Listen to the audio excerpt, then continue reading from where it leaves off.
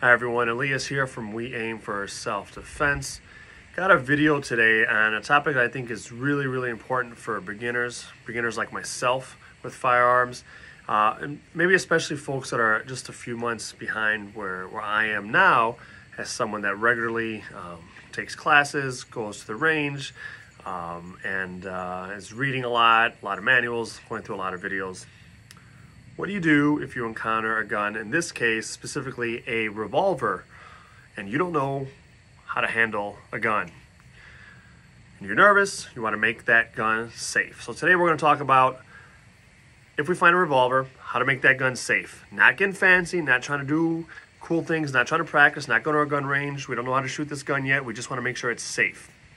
It's a hypothetical. You can use your imagination and think about situations where you might find yourself finding a gun and wanting to make sure you're safe.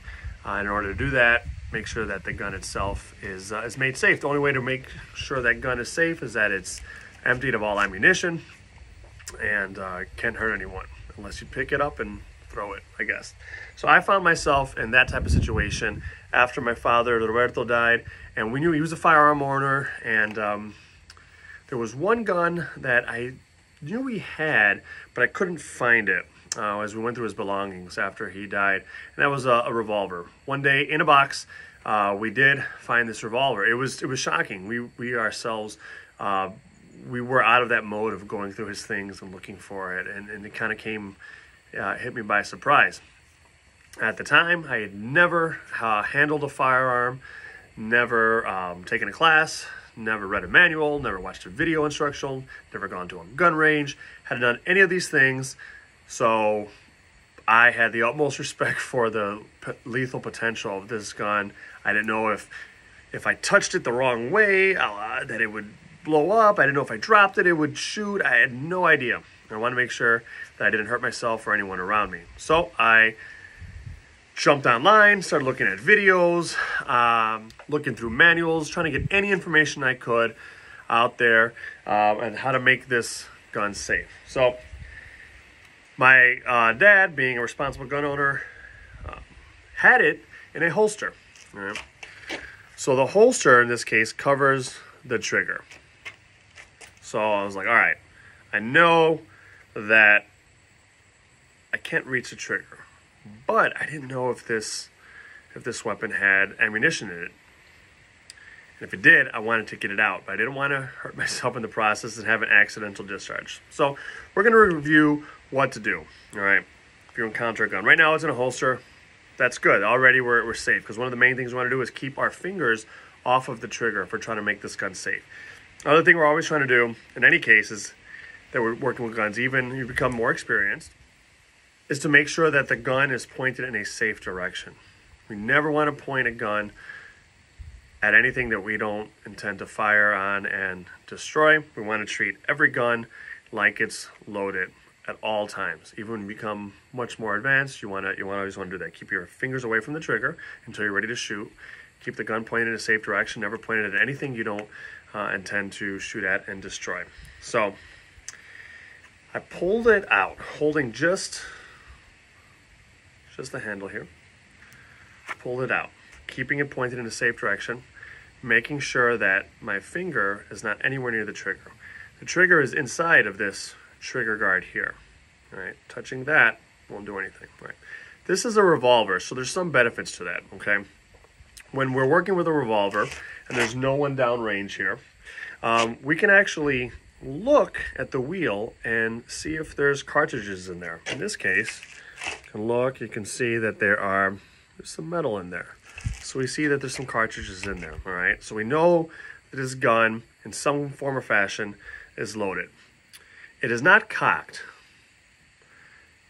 There's a double action and a single action on this firearm. But if my finger went to the trigger and pulled hard enough, it would still fire off a round. All right, so we're still keeping it pointed in a safe direction, making sure it's not pointed at anybody. We're still keeping our finger off of the trigger here. Okay.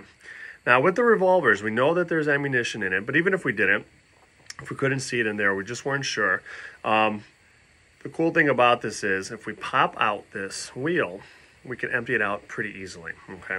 So different revolvers will have different situations, but this one here has a little paddle. I don't know if you can see it too well here, all right? You want to press that. In this case, I'm pressing it forward.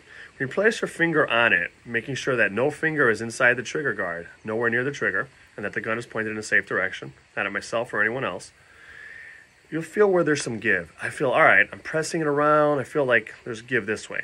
So I'm going to press it forward that way, and then press the far end here.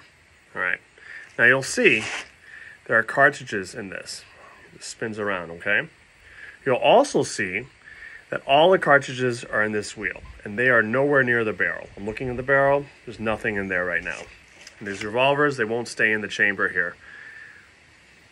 So now, there's a little button up top here, many revolvers, that you could press, but now you're going to turn this upside down. Just let them fall out, or encourage them to fall by pressing that button. Dropped one now. Okay. I'm going to reach down and grab the cartridge I dropped. You'll notice in this, there are 5 holes. 5 holes for 5 cartridges. I count them. 1, 2, 3, 4, 5. I drop these cartridges in my hands. Let me count those. 1, 2, 3, 4, 5. All right. There were 5 in the gun, loaded. Now there's 5 in the hand. I'm going to visually inspect this.